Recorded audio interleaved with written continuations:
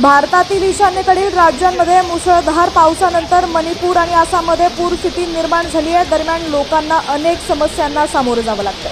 दोन्ही राज्यांमध्ये पुरामुळे अनेक लोकांचा मृत्यू झालाय, तर हजारो लोकांना आपली घरं सोडून मदत छावण्यांमध्ये राहावं लागतंय।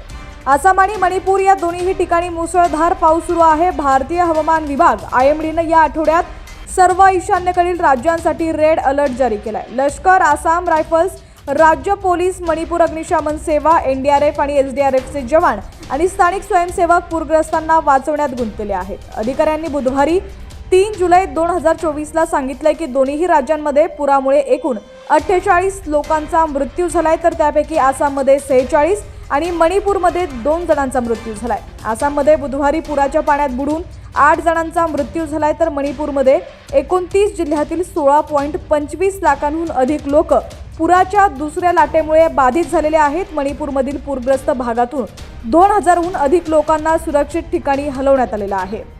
105 महसुली मंडळांतर्गत 2800 गावं अजूनही पाण्यात बुडालेली असून पुराच्या पाण्यात 39,451.51 हेक्टर पीक क्षेत्र बुडालेली आहेत। आसाममध्ये 24 पूरग्रस्त जिल्ह्यांमध्ये प्रशासनाने स्थापन केलेल्या 515 मदत शिबिरांमध्ये आणि वितरण केंद्रांमध्ये 3.86 लाखांहून अधिक लोकांनी आश्रय घेतलाय।